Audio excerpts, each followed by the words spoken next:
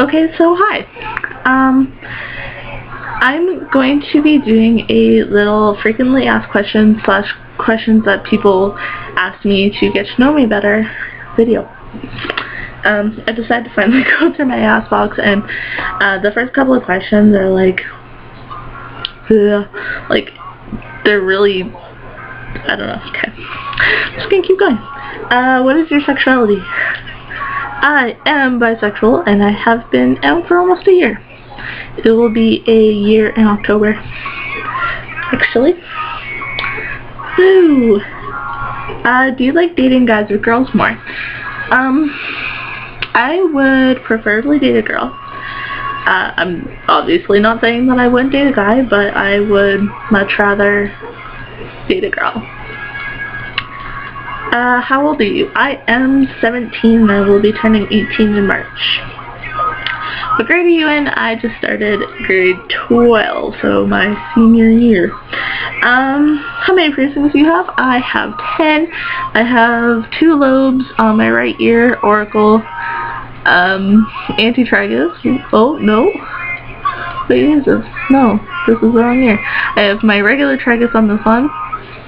And then my left ear, I have 2 lobes, then my antitragus, auricle, and helix, and then I have my nose pierced regularly and my septum.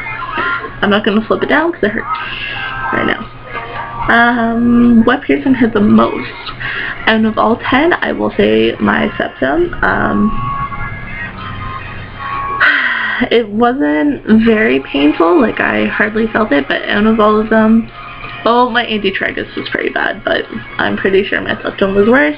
I did have it pierced 3 times in the span of 3 days, so obviously, like, my nose was sore as it was, and it just, the more that I actually got it, it just hurt more, and it's going to be a whole bunch of scar tissue in my nose then, basically. How did your grandpa die? This is probably one of the most asked questions ever, and I have finally got myself to the point where I can answer it without getting overly upset. So basically, my grandpa had a very bad heart problem and was told that he was going to need heart surgery. And when he went to his pre-op, which obviously it's just, they do like tests and stuff to make sure that you are ready for surgery and everything, they had found, like, they had done like MRIs and x-rays and stuff, and they had found lung cancer actually. They didn't know it was lung cancer at first. They had to do some tests on it and stuff, but it was lung cancer. A couple days before he actually died, okay, I started that part a little too early. Basically, they had decided that they were going to treat the cancer first because the heart surgery could have waited. You obviously, like, lung cancer is obviously not good, like no sort of cancer is, but they wanted to get the lung cancer out of the way before they could do the heart surgery. So they put him through chemo. He only went through like a couple rounds. It wasn't too much. He hated it. He always tells us how much he hated it and how much he didn't want to go, but he had to. A couple days before he died, he got really sick.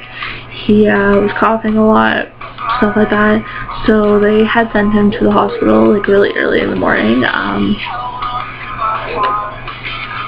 and they found out it was pneumonia, and he was pretty stable at first, and then I was at work, and my parents were like, oh, can you go stay with your grandma for the night? And I was like, yeah, I don't mind. Like, I didn't want her in the house by herself all night.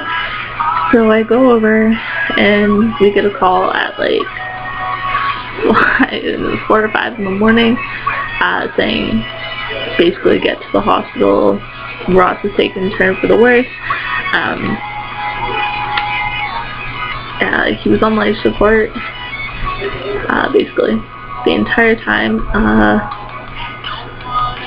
and about like 4 in the afternoon, actually no, at like noonish, doctors came and basically asked us what we wanted to do. They wanted to know if we wanted to keep him on the life support to see if he would get any better, or if we just wanted to kind of pull the plug and not have him suffer. And we did decide to basically let him go. We didn't want him to suffer.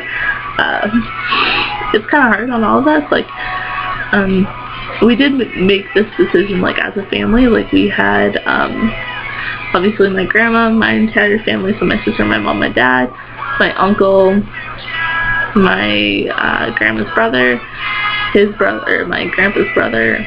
We had, like, the whole family in there, and we made the decision together. So if we ever get sad, we just think that he's not suffering. Anyway, happier question. How long have you worked where you do?